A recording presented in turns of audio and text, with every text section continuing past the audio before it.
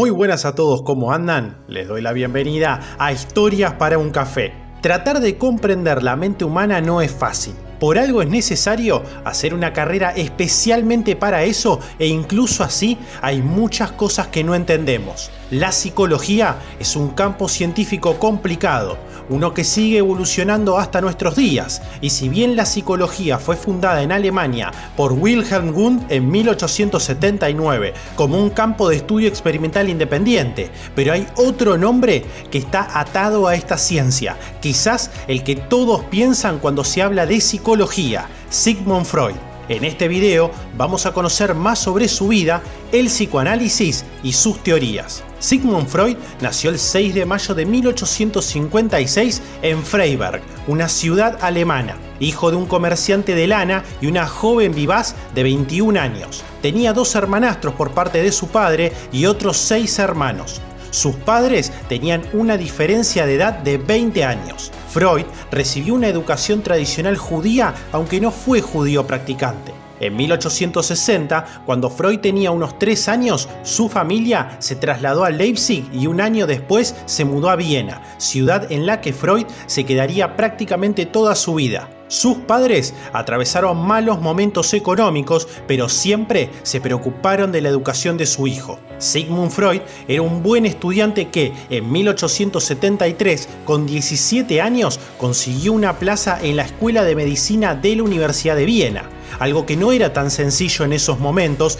para un joven judío en la capital de Austria. En el Instituto de Fisiología de Ernst von Bruck, en 1882, se apasionó por la fisiología y la investigación con su profesor, quien creía que el funcionamiento del organismo se podía explicar mediante las fuerzas físico-químicas. Freud era muy bueno en la investigación de la neurofisiología e incluso fue uno de los pioneros en postular la utilización terapéutica de la cocaína. Su profesor Bruck le ayudó a obtener una beca para estudiar con el psiquiatra Charcot en el Hospital de la Salpêtrière de París y con Bernheim en Nancy, quienes eran 2 grandes científicos que investigaban la hipnosis como un tratamiento para pacientes con histeria. Esto marcaría la biografía de Sigmund Freud. Tras completar su formación como residente en neurología, Freud regresó a Viena. En 1882 empezó a trabajar en el Hospital General de Viena. Posteriormente, en 1886, abrió su propia consulta de neuropsiquiatría con la ayuda de Joseph Breuer. La historia de Sigmund Freud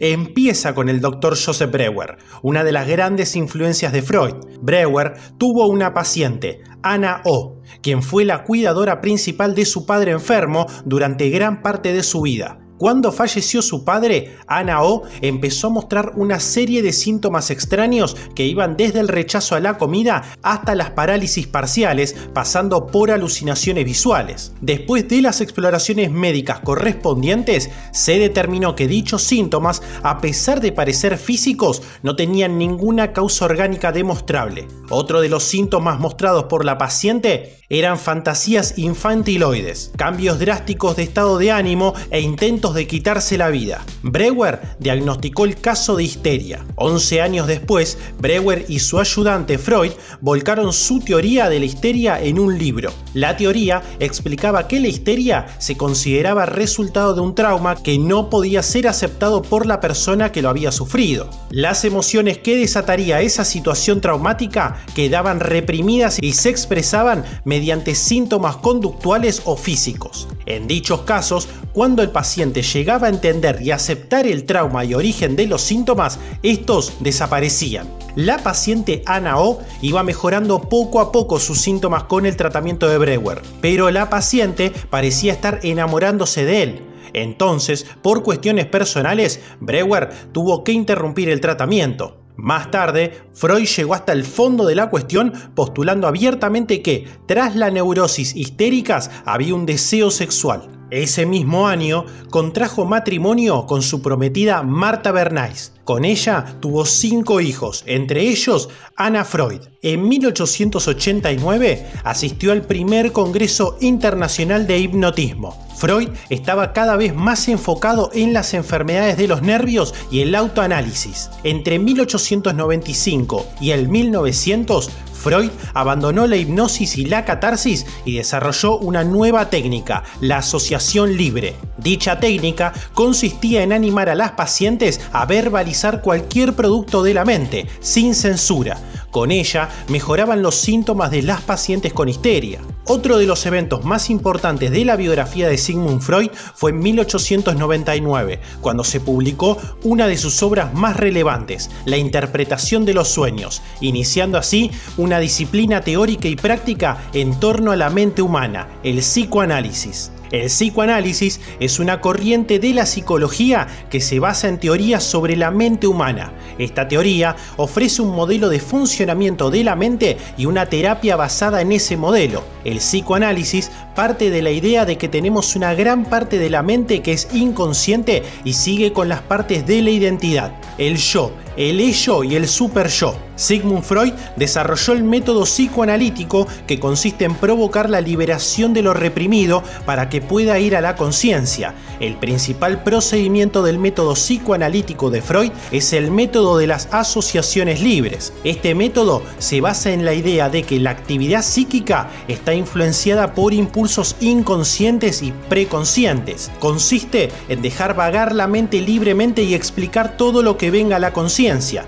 El objetivo que se persigue es hacer conscientes hechos inconscientes perturbadores que son la causa del malestar. Otro procedimiento del método psicoanalítico de Freud es el estudio de los actos fallidos. Este consiste en tener en cuenta e interpretar los actos fallidos, que son actos imprevistos que escapan del control del consciente. Ejemplos de actos fallidos son equivocaciones en el discurso, en la lectura o la escritura. Otro procedimiento es la interpretación de los sueños. Según Freud, los sueños revelan de forma simbólica los impulsos instintivos, deseos inconscientes reprimidos o insatisfechos. Sigmund Freud popularizó los conceptos consciente e inconsciente, entendiendo la mente consciente como aquella que se da cuenta de sus pensamientos, mientras que la mente inconsciente, la parte más grande, es la que incluye todo aquello que no es accesible a la conciencia, como instintos, impulsos o traumas. También existe el preconsciente,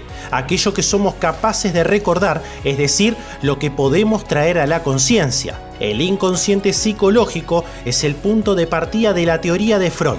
Según él, el contenido de la mente inconsciente es el origen de nuestras motivaciones que tenemos tendencia a negar o resistir. Aquí entra en juego la censura adquirida mediante la educación. Dichos impulsos y motivaciones del inconsciente aparecen de forma disfrazada. Las tres fuerzas, consciente, inconsciente y censura, tienen relaciones dinámicas. De la combinación entre ellas depende la personalidad. También hay que comprender otra parte importante de las teorías de Freud: el ello, el yo y el superyo. En primer lugar, el ello. El ello para Sigmund Freud es el cuerpo y el sistema nervioso, destinado a satisfacer nuestras necesidades como el hambre, la sed, el sexo y la evitación del dolor. El ello traduce las necesidades del cuerpo en motivaciones. Para Freud, las pulsiones o deseos. La transformación de necesidad a deseo se llama proceso primario. El propósito del ello es preservar el principio de placer, es decir, atender las necesidades biológicas. Para Freud, un bebé es prácticamente ello. El ello está compuesto por los instintos y lo reprimido. Estos influyen en el pensamiento y la conducta. Cuando una necesidad no está satisfecha, por ejemplo, tenemos hambre, esta empieza a llamar la atención cada vez más. Eso sería el deseo irrumpiendo en la conciencia. En segundo lugar, el yo. El yo es la parte consciente. Dicha parte emerge desde el ello y se moldea por la influencia del mundo exterior. El yo es una parte más racional que actúa como intermediario entre el ello y el mundo exterior. Permite frenar los impulsos del ello y dar respuesta a las exigencias del entorno.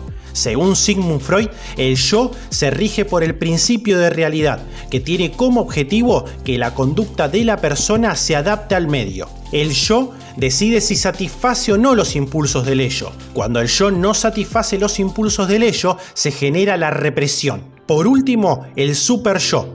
El super yo se forma por la influencia de los padres y otros educadores. Es el aspecto moral que tiene en cuenta las exigencias y las normas interiorizadas durante la educación. El super yo es la conciencia moral y su función es reprimir los impulsos que no correspondan con los principios éticos. La teoría de la personalidad de Freud dice que la personalidad corresponde con el yo y surge de los reclamos del ello y la represión del super yo. Luego tenemos los mecanismos de defensa. Según la teoría psicoanalítica de Freud, son estrategias inconscientes que sirven para evitar, negar o distorsionar pensamientos que producen ansiedad. Freud propuso diversos mecanismos de defensa, como por ejemplo negación, represión, formación reactiva, regresión, proyección, racionalización, compensación y sublimación. Pasemos a las pulsiones en la teoría de Freud.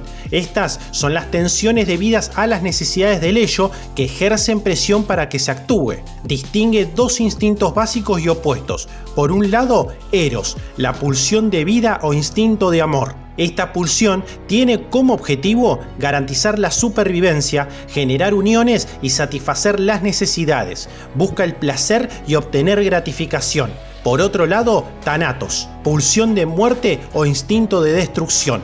Esta pulsión representa el deseo inconsciente de muerte, de regresión y disgregación. Continuando con su vida, en 1902 obtuvo su título de profesor extraordinario y el reconocimiento como el creador del psicoanálisis. Se ganó la reputación como curador de la histeria. También empezaron las reuniones semanales de la Sociedad Psicológica, donde se reunían intelectuales para compartir ideas. Sigmund Freud fue invitado por Stanley Hall en 1908 a Estados Unidos con el objetivo de que Freud ofreciera una serie de conferencias para divulgar el psicoanálisis. Freud, con su trabajo y sus obras, adquirió fama y muchos seguidores que más tarde formarían el movimiento psicoanalítico. Freud rechazaba a los que no estaban de acuerdo con sus teorías, estableciendo rivalidad entre diferentes escuelas de pensamiento. Freud era un hombre metódico y rígido en cuanto a sus costumbres. Le gustaba comer a la 1 en punto, pasear y visitar el Museo Histórico de Arte. Freud